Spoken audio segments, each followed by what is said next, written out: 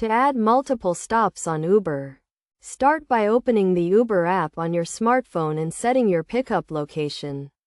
Next, enter your final destination in the Where to box. Before confirming your request, tap on the plus sign next to the Where to box to add a stop.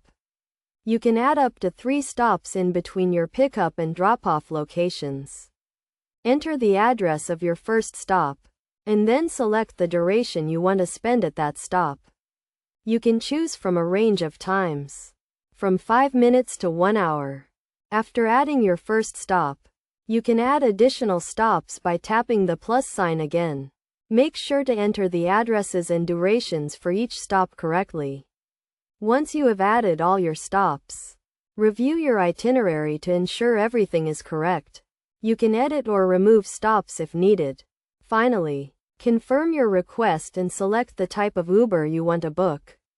The estimated fare will be displayed, taking into account the additional stops. When using Uber with multiple stops, keep in mind that the driver will follow the order of the stops you have entered. Make sure to communicate with your driver if there are any changes to your itinerary.